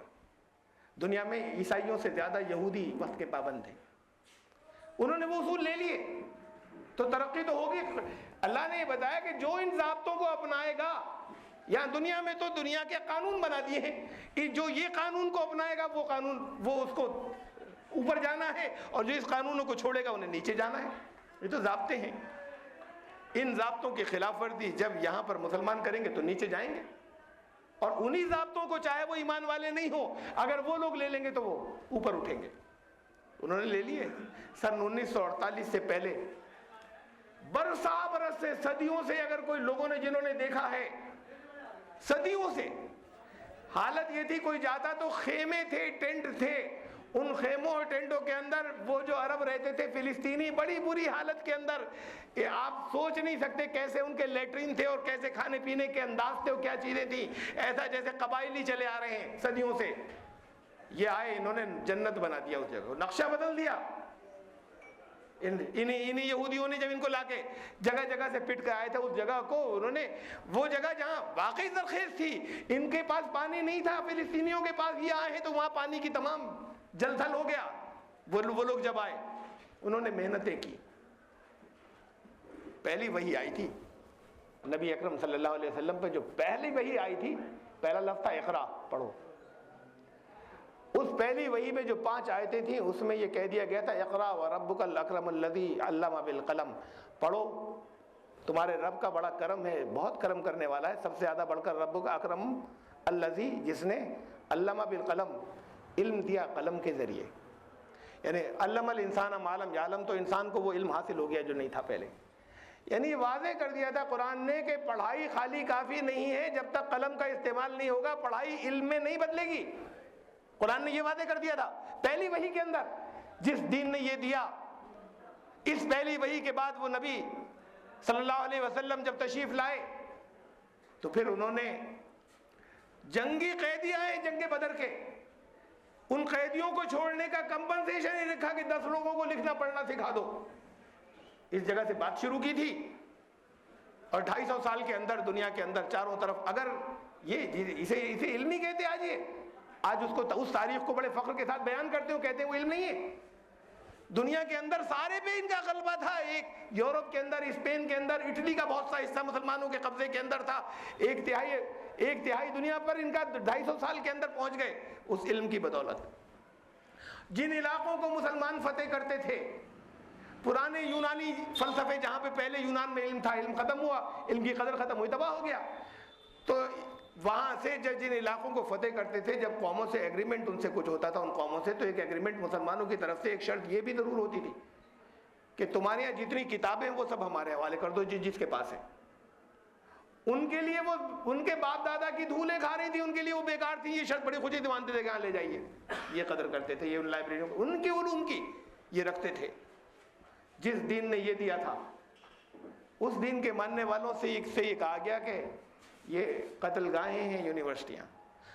ارے اللہ کے بتائے ہوئے قانون کے مطابق تو علم کو استعمال کرنا چاہیے، لیکن اس کو مسخر کرنے کو کہا تھا کہ انہیں کنٹرول کرو کائنات کو۔ مسلمان سے یہ کہا تھا، ایمان لانے والوں سے کہا گیا کہ نہیں، علم تو اسے کہتے ہیں، وہ علم نہیں ہے کائنات۔ ارے اللہ کی کے رکھے ہوئے اصول ہیں، وہ علم نہیں ہے اس کے۔ نبی صلی اللہ علیہ وسلم نے علم کے ٹکڑے نہیں کیے کبھی۔ علم دین اور علم دنیا، ہمارے یہاں دو چیزیں آ گئی نا صاحب، یہ دینی درسگاہ ہے اور یہ دنیا کے علوم کی درسگاہ ہے، کا اسکول ہے، یونیورسٹی۔ نبی اسلام نے یہ ٹکڑے نہیں کیے تھے، علم دین اور علم دنیا، یہ بات کے لوگوں نے، ہمارے یہاں والوں نے کر لیے، اس لیے تو نیچے ہیں۔ علم کے یہ ٹکڑے نہیں تھے، علم کا جو کلاسیفیکیشن تھا یہ ٹکڑے کیے تھے۔ میں حدیث سناتا ہوں آپ کو، اللہم انی اسألک علما نافعا، حدیث ہے، اے اللہ دعا سکھائی، اے اللہ میں آپ سے نفع بخش علم کا سوال کرتا ہوں۔ ایک اور دعا ہے، اللہم انی اعوذ بک من علم لا ينفع، اے اللہ میں پناہ چاہتا ہوں ایسے علم کی جس سے نفع نہیں پہنچے۔ خالی اتنے ہی نہیں کہ نقصان نہ ہو، نقصان نہ ہو نہیں، نفع پہنچنا ضروری ہے۔ میں ایسے علم سے اللہ کی پناہ چاہتا ہوں جس سے نفع نہیں پہنچے۔ علم کی دو پہچانیں رکھی تھی، دو قسمیں رکھی تھی اسلام نے، علم نافع، علم غیر نافع، نفع دینے والا اور نفع نہیں دینے والا۔ یہ نہیں تھا نقصان دینے والا، نفع نہیں دینے والا ہر علم برا، اور علم نافع نفع دینے والا، یہ دو قسمیں اسلام نے رکھی تھی۔ اگر قرآن شریف پڑھنے کے بعد لوگوں سے لوٹنا شروع کر دے، اور پیسے جو ہے طرح طرح سے بیوقوف بنا کے اگر ٹھگنا شروع کر دے کوئی، تو یہ علم غیر نافع ہے، اللہ کیا حساب دینا پڑے گا۔ اور اگر کوئی انجینئرنگ پڑھنے کے بعد اور میڈیکل سائنس پڑھنے کے بعد اللہ کے دین کی ترقی کے لیے کچھ کرے تو وہ علم نافع ہوگا، نفع بخش علم ہوگا۔ بس یہ تو بڑا لمبا الگ سے ایک موضوع ہے۔ انہوں نے قدر کو محسوس کیا، میں یہ بتانا چاہ رہا ہوں۔ مسلمانوں سے یہ کہا گیا تھا، قرآن آپ کا جگہ جگہ کہتے چلا جا رہا ہے لگاتار، مسلمانوں کو یہ بتایا جا رہا ہے کہ نہ، خالی ان مدرسوں کے اندر علم ہوتا ہے صرف۔ ارے دونوں کا کوارڈینیشن ہوگا، دونوں ساتھ میں مل کر چلیں گے، وہ کمپلیٹ علم ہے۔ ان کیا ہوتا ہے، یہودی اپنے بچے کی تربیت جانتے کیسے کرتا ہے؟ یہودی اپنے، یہ کوئی قصے کہانیاں نہیں ہیں، یہ ان کی قوم کا کیریکٹر ہے۔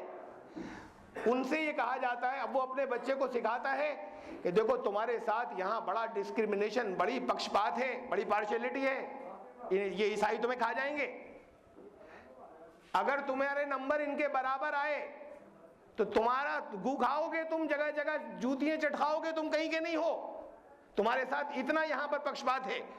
ان کے برابر اگر تمہارے مارکس آئے اور نمبر آئے، تمہیں ان سے دگنے اگر لاؤ گے تب تمہیں ان کے برابر نوکریاں ملیں گی، جب تک دگنے نہیں ہوں گے نہیں ملیں گی۔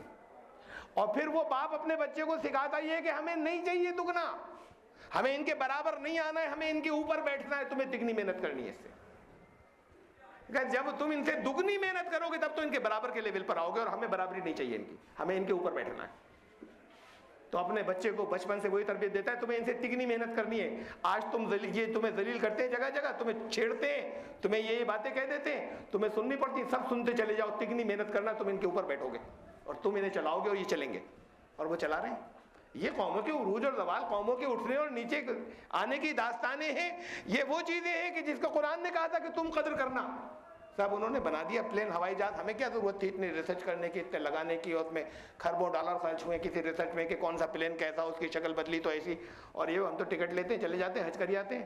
ارے جتنے حج آپ کر کے آتے ہو اس میں سے ہر ایک کا حصہ یہودیوں کو جاتا ہے، اس لیے کہ کمپنیاں ان کی ہیں، پروفٹ ان کو جا رہا ہے، اور اس سے وہ آپ کے اوپر حکومت کر رہے ہیں۔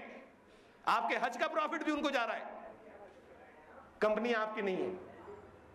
تو بات یہ ہے کہ یہ تو قرآن تو تسخیر عالم کے لیے تھا، تمہارے اندر وہ انقلاب آ جائے کہ سب سے اوپر جاؤ، وہ اصول جب قوموں نے لیے تو وہ اوپر جائیں گے۔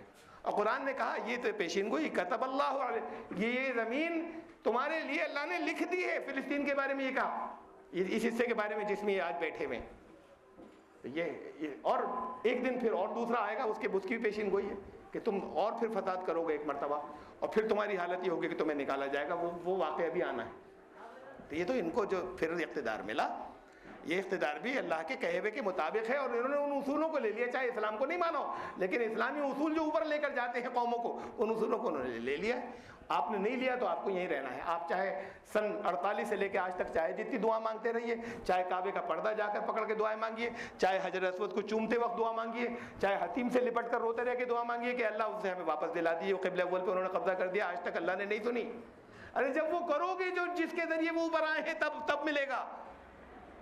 خالی اللہ کا فضل تب تمہارے ساتھ میں آئے گا، یہ خالی ان دعا الفاظ منہ ہلانے سے نہیں ہوتا۔ کرنا تم نے چھوڑ دیا، کر وہ رہے جو اوپر جانے کے کام ہے، تم بھی اوپر جانے کے کام کرو، پھر اللہ کا فضل تمہارے ساتھ ہو سکتا ہے۔ اس کے بعد میں یہ کہا کہ بہت سی باتیں ان کے تعلق سے آ گئیں۔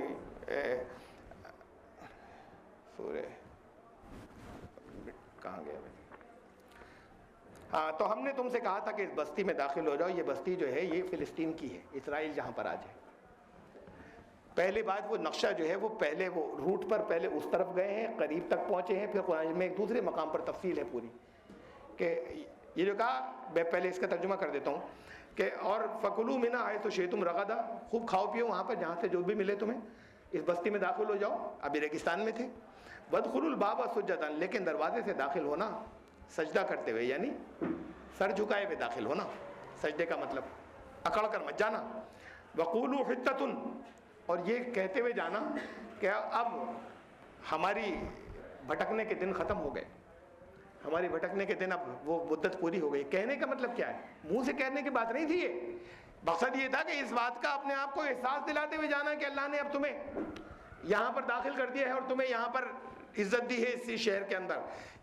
نغفر لکم خطایاکم، تمہاری کچھ غلطیاں بھی ہوں گی تو اس کی جو اگر خطا ہو، جو خطائیں ہیں ان خطاؤں کو بھی اللہ اس سے اگر جو نقصان ہونے والے تھے انہیں بھی روک دے گا اللہ، اگر تم آگے کا رویہ یہ رکھو گے کہ سر جھکا کر جاؤ گے، سینہ تان کر نہیں جاؤ گے، اور اس کا احساس، یہ کہتے ہوئے جانے کا مطلب یہ احساس کرتے ہوئے جاؤ گے کہ اب اللہ نے ہمیں یہ نعمت دے دی صحرا میں بھٹکنے کے بعد، ریگستان میں چلنے کے بعد۔ وَسَنَزِيدُ الْمُحْسِنِينَ، اور جو واقعی حسن کارانہ انداز میں جو ایمان جو عمل کرتے ہیں، محسنین اسے کہتے ہیں۔ اس میں لفظ آیا حسن، جو واقعی خوبصورتی سے انجام دیتے ہیں، جس میں ایک خوبصورتی آ جاتی ہے، بیوٹی آ جاتی ہے، حسن آ جاتا ہے نیکیوں کے اندر، اس انداز میں سنزید، ہم بڑھا دیتے ہیں، نعمتیں بڑھا دیتے ہیں ان کی، اور نعمتیں بڑھا دیتے ہیں۔ تو ایسے کرنا۔ فَبَدَّلَ الَّذِينَ ظَلَمُوا قَوْلًا غَيْرَ الَّذِي قِيلَ لَهُمْ، ان سے جو کچھ کہا گیا تھا ان ظالموں نے اس بات ہی کو بدل دیا جو بات کہی گئی تھی، اس بات کو بالکل بدل دیا، جو باتیں سمجھائی گئی تھی ان باتوں کو بدل دیا ان ظالموں نے۔ فَأَنزَلْنَا عَلَى الَّذِينَ ظَلَمُوا رِجْزًا مِّنَ السَّمَاءِ، تو ان ظالموں کے اوپر پھر کیا ہوا کہ اللہ کی طرف سے رجز، آسمان سے رجز نازل ہوا۔ رجزًا مِّنَ، رجز کہتے ہیں بزدلی، کاہلی، پست ہمتی، کم ہمتی۔ تو یہ اس کے نتیجے میں، ان کے اس عمل کے نتیجے میں قوم کو اللہ نے ایسا بنا دیا، یہ خالی یہ چیز ان کے اوپر نازل ہوئی کہ جیسے جس رجدوں سے کہتے ہیں جس میں آدمی کھڑا ہو پاؤں تر تر کانپ رہے ہو۔ نتیجے میں یہ آیا کہ ان کے اندر بزدلی ڈال دی گئی، ان کے پہ یہ ڈال دی گئی کہ ان سے کہا گیا تھا جاؤ، اس لیے بما کانوا یفسقون، اس لیے کہ وہ، اب لفظی ترجمہ تو یہ ہے، اس لیے کہ وہ لگاتار گناہ کرتے چلے جا رہے تھے، فاسق تھے۔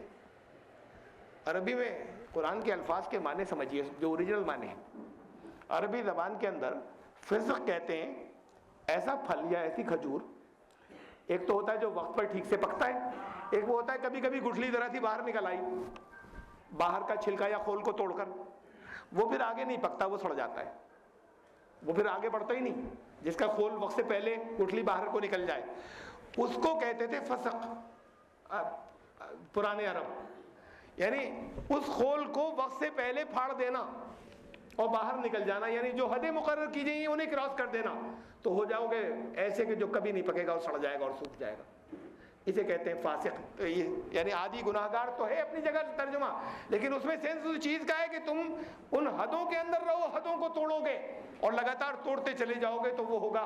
یہ گناہ کیا ہوتا ہے؟ حد کو توڑنا، اللہ کی حد کو توڑنا، اس وجہ سے ان کے اوپر یہ چیز آئی تھی۔ تو جو کوئی بھی یہ کرے گا، اب اس واقعے کی تفصیل ہے پھر دوسری جگہ پر، انہوں نے یہ کہا، حضرت موسیٰ نے کہا کہ جاؤ اس بستی کے اندر، ان کا اس بستی میں تو بڑے تگڑے تگڑے لوگ ہیں، ہم کیسے جائیں، جبارین ہیں، زبردست لوگ ہیں، جانا ایسی معمولی بات تھوڑی تھی، وہ تو مقابلہ ہوتا، چاہے کوئی لڑنے نہیں جا رہا، رہنے آ رہے ہیں تو کوئی کسی کو بنگلہ دیشی یہاں پر آئے، حکومت کہتی رہتی، شور مچاتی رہتی ہے روز کے بنگلہ دیشیوں کو نکالو. کسی اور ملک کے اندر کوئی دوسرے ملک کے بھر جاتے ہیں تو کہتے ہیں انہیں نکالو. یہ تو تھوڑے سے ہوتے ہیں اور 6 لاکھ لوگ کہیں پہنچ جائیں.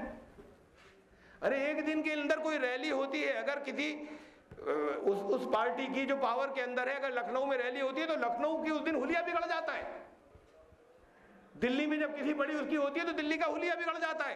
وہاں جانے والوں کو سفر کے اندر اور راستوں کی مصیبتیں، وہاں کے لوگوں کو چلنے پھرنے کا سارا سسٹم جو ہے وہ بالکل پیرالیسس ہو جاتا ہے، اس کا سارا سسٹم مفلوج ہو جاتا ہے. یہ ایک دن کی بات ہے.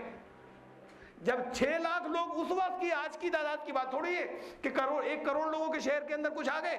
اب اس وقت کے جہاں پہ لاکھوں لوگ رہتے ہیں وہاں 6 لاکھ لوگ گھس جائیں کسی جگہ پر، کیسے آنے دیں گے وہ؟ اور وہ بھی گھس کر کوئی پانی پی کر نہیں جا رہے ہیں یا رہنے آ رہے ہیں، کیسے رہنے دیں گے؟ یہ تو مقابلہ ہوگا. تو انہوں نے کہا صاحب لوگ بڑے تگڑے تگڑے ہیں یہاں، تو کہا جبارین ہیں یہاں. تو حضرت موسیٰ سے یہ کہا، حضرت موسیٰ و ہارون دونوں سے کہا کہ تم اور تمہارا خدا، تم دونوں جاؤ پہلے لڑو، انہیں خالی کرا دو ان لوگوں کو، اور پھر ہم بیٹھے ہوئے یہیں پر، انا ہا ہنا قاعدون، ہم کہیں جا تھوڑے رہے، ہم یہی ہیں، بلا لینا آ جائیں گے، ان سے خالی کرا دو بستی پہلے، تم اور تمہارا خدا جاؤ، ہم یہیں بیٹھے ہوئے ہیں. تب اس کے نتیجے میں قرآن کہتا ہے پھر 40 سزا یہ ملی کہ 40 سال تک اور بھٹکایا ہم نے صحرا میں. 40 سال بھٹکنے سے اور کیا ہوا؟ یہ وہ لوگ تھے جو مجرم، جو غلامی کے اندر پیدا ہوئے تھے، جنہیں نکال کر لائے تھے حضرت موسیٰ. ان غلاموں کی ذہنیت یہ تھی، جو غلامی میں رہتا ہے اس کی حالت یہی ہو جاتی ہے، کسی مقابلے پہ کھڑا نہیں ہوتا ہے. ارے نہیں بھائی جانے دو، چھوڑو چھوڑو چھوڑو. پھر ایک نسل وہ تھی جو وہیں پیدا ہوئی اسی ریگستان کے اندر، اور وہیں پر ان کو جو وہاں کی محنتیں اور جو مشقتیں اس ریگستان کی تھی اس میں بڑی ہوئی 40 سال تک. اب ان میں وہ چیز تھی کہ ان سے کہا گیا چلو اس کے اندر، ان کہاں جا رہے ہیں؟ پھر اللہ نے ان کو اقتدار دیا، وہ غلامانہ ذہنیت ختم ہو گئی. یہ آپ کا جو کشمیر ہے، آپ میں سے جو صرف بڑوں کو یاد ہوگا، آپ میں سے باقی نوجوانوں کو یہ بات یاد نہیں ہوگی کہ ہم کسی کو اگر ہندوستان کے سارے صوبوں کے اندر، سارے خطے کے اندر سب سے زیادہ کسی کو بزدل کہتے تھے تو کشمیری کو کہتے تھے. کشمیری کا دوسرا نام ہی بزدلی تھا. پھر وہاں کچھ گڑبڑ شروع ہوئی، کچھ، میں یہ نہیں کہہ رہا صحیح غلط کی میں باتیں نہیں کر رہا. اب وہاں کچھ لوگوں نے ہتھیار اٹھائے، باہر سے آئے، یہ ہوا جیسے کچھ ہوئے، انہوں نے کچھ مقابلے کیے کچھ لوگوں نے. اب وہاں کے حالات ایسے ہو گئے کہ یہ حالات جو چلے آ رہے ہیں یہ 30 سال سے چلے آ رہے ہیں، اور اس 30 سال کے اندر کچھ بچے وہاں پر پیدا ہوئے، وہ گولیوں کی آوازوں میں پیدا ہوئے ہیں. وہ نسل گولیوں کی آوازوں میں پیدا ہوئی جو اس وقت لڑ رہی ہے. وہ سامنے سے پولیس مارتی رہتی ہے، انہیں ڈر نہیں ہے، آرمی آتی ہے انہیں، وہ ڈرتے نہیں ہیں، اس لیے کہ وہ انہی گولیوں کی آوازوں میں پیدا ہوئے ہیں، وہ اسی میں وہ بڑے ہوئے ہیں. تو اس کا مزاج اس سے الگ ہے، یہ بزدل نہیں ہے. وہ بزدل تھے ان سے پچھلی نسل والے. تو جو لوگ اس حالات کے اندر پیدا ہوتے ہیں، جو اس صحرا میں، جو اس ڈیزرٹ میں، اس ریگستان میں، اس کی مشقتوں کے اندر پیدا ہوئے، وہیں پر وہ نوجوان ہوئے اور جوان ہوئے، تو یہ اب ذہنیت بدل گئی، غلامی والی ذہنیت ختم ہو چکی، وہ پچھلی نسل کی تھی. پھر اس کے بعد 40، جو اللہ نے کہا ہم تمہیں 40 سال کی سزا دیتے ہیں، مطلب یہ سزا دینا ایسی نہیں ہوتا، اللہ کا ایک قانون ہے. انہوں نے کہا کہ اس نسل کے بس کا نہیں ہے، اگلی نسل آئے گی، مطلب یہ تھا. اور ظاہر بات ہے کہ اس اگلی نسل کے آنے کے اندر اتنے وقت لگا. یہ قدرتی قانون سے ہوا ہی، اسی کو اللہ کی طرف منسوخ کیا جاتا ہے کہ ہم نے ان کو 40 سال پھر اور بھٹکایا. اب وہ اگلی نسل آئی اور پھر وہی، تو وہ جو روٹ ہے وہ پہلے فلسطین کے قریب تک پہنچے ہیں اور پھر واپس لوٹے، اور پھر وہ بھٹکتے رہے ہیں صحرا کے اندر، اور پھر اس طرف وہاں پر گئے، اور پھر انہوں نے وہاں پر اس میں داخل ہوئے، اس پر قبضہ کیا ہے، اور پھر کچھ دنوں کا کافی عرصے تک ان کا اقتدار و پاور رہی تھی ان کے پاس. تو اس واقعے کا کہا ہے کہ دیکھو ان ظالموں نے، ان سے کہا گیا تھا کہ سر جھکائے ہوئے داخل ہونا، داخل تو نہیں ہوئے، لیکن جو بات انہیں سمجھائی گئی تھی کہ ہمت کرنا، اور دیکھو تمہیں اللہ نے یہ دے دیا ہے، تمہارے لیے لکھ دیا گیا ہے، اس ساری بات ہی کو بدل دیا انہوں نے. تو پھر ان کے اندر بزدلی اور کمزوری ڈال دی. اس کے نتیجے میں اللہ نے ڈال دی کا مطلب اللہ کے قانون کے مطابق جو لوگ یہ کرتے ہیں کہ وقت کے اوپر نہیں نکلتے اس بات کے لیے، دین کے تقاضوں کے لیے، تو ان کے اندر بزدلی ہمیشہ کے لیے پیدا ہو جاتی ہے. یہ اصول بتائے جا رہے ہیں ہم کو، یہ بنی اسرائیل کو جو کچھ کہا جا رہا ہے وہ اصول ہمیں بتائے جا رہے ہیں کہ قوموں میں بزدلی آ جاتی ہے، بیٹھے رہتے ہیں گھر کے اندر کچھ لوگ جو ہیں وہ آگے، اور ورنہ پھر یہی وہ لوگ ہوتے ہیں جن کو دین کے لیے اپنی جان کی پرواہ نہیں ہوتی، تو جو کسی ایک آدمی کو اپنی جان کی پرواہ نہیں، اس سے 100 بھاگ جاتے ہیں. جسے اپنی جان کی پرواہ نہیں رہتی، پھر 100 نہیں ٹکتے اس کے آگے. یہ فرق ہو جاتا ہے دونوں کے اندر.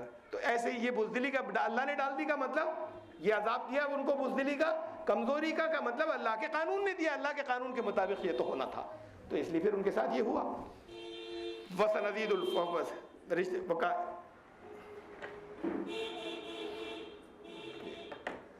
تو اب یہ ہم پہنچے ہیں آیت نمبر 59 تک، اور انشاءاللہ زندگی رہی تو پھر، چونکہ یہ تو سلسلہ بنی اسرائیل کو خطاب کا بہت دور تک چلا ہے، تقریباً 60 آیتوں میں چلا ہے، اور اس خطاب کے اندر ان کی جو چارج شیٹ ہے اس میں سب کے اندر ہمیں اپنی تصویر دیکھنی چاہیے، یہ ضروری ہے. اس میں قوموں کے اٹھنے اور قوموں کے پتن اور قوموں کے عروج اور زوال اس کی داستان ہے، اس میں چارجز بتائے گئے ہیں کہ کیا کیا کرتے رہے تم، یہ قوم کو بتایا جا رہا ہے، اور ہمارے تھرو بتایا جائے گا. قرآن ہم پڑھ رہے ہیں، کہا ان سے جا رہا ہے، ہمارے تھرو بتائے جانے کا مطلب اس آئینے میں اپنی شکل دیکھنا کہ یہ چیزیں اگر تمہارے اندر ہوں گی تو تمہارے ساتھ بھی یہی ہوگا. اگر تم نے اپنے رویوں کو بدلا تو تم پھر آگے ہوگے دوسروں سے.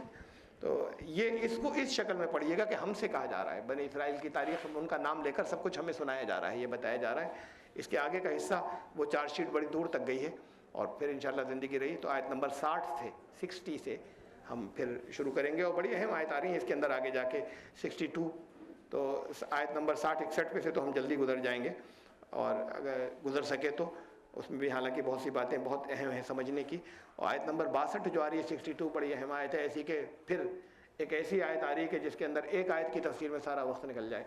ایک ایسی بیچ بیچ میں کبھی کبھی کوئی ایسی آیات آئیں گی تو دیکھیں گے کہ کیا اگلی مرتبہ کتنا وقت ملتا ہے کہ ہم یہ اس تیسری آیت کو بھی شامل کر سکتے ہیں، باقی دو پہ سے جلدی سے گزر کے جیسا بھی اللہ نے موقع دیا. سبحان ربک رب العزۃ عما یصفون، سلام علی المرسلین، الحمد للہ رب العالمین والعاقبۃ للمتقین، وصلی اللہ تعالی علی خیر خلقہ سیدنا نبینا مولانا احمد مجتبی محمد مصطفی احمد مرتضی رسول النبی الامی وعلی آلہ وصحبہ اہل بیتہ اجمعین. رب اغفر وارحم وانت خیر الراحمین، ربنا فاغفر لنا ذنوبنا وکفر عنا سیئاتنا وتوفنا مع الابرار. اے اللہ، اے ارحم الراحمین، آپ کے اصول ہیں، آپ کے کلام نے بتایا، آپ کے ضابطے ہیں.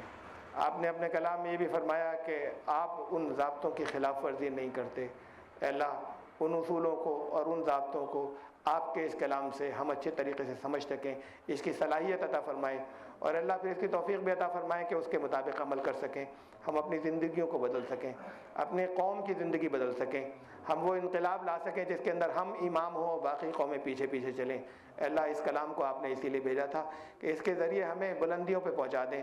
ہم اس کلام کو پیچھے چھوڑ کر، اس کے معنی کو چھوڑ کر، اس کے اصولوں کو چھوڑ کر پستیوں میں جا گرے، اور وہ جن کے اوپر ذلت جو ہر جگہ پٹے تھے دنیا کے اندر، اللہ ہمارے اوپر بیٹھے ہوئے ہیں. اللہ ہمارے خطاؤں کو، ان خطاؤں کو اللہ بخشنے کا تو مطلب ہی ہے، خالی الفاظ ہم نہیں کہنا چاہتے. ہمیں قوت عطا فرمائیں کہ ہم ان چیزوں پہ عمل کر سکیں اور اس تاریخ کو دوبارہ دہرا سکیں، وہ صفات پیدا ہو جائیں جن کے ذریعے وہ تاریخ دوبارہ دہرائی جا سکے. اللہ اس کلام کو سمجھنے والا بنا دے، اور اللہ اس پہ غور و فکر کرنے والا بنا دیجئے، اور اللہ اس پر عمل کی توفیق عطا فرمائیے، اور اللہ اس کے حق ادا کرنے کی بھی توفیق عطا فرمائیے. صلی اللہ تعالی علی محمد و آلہ و صحبہ اہل بیتہ اجمعین برحمتک یا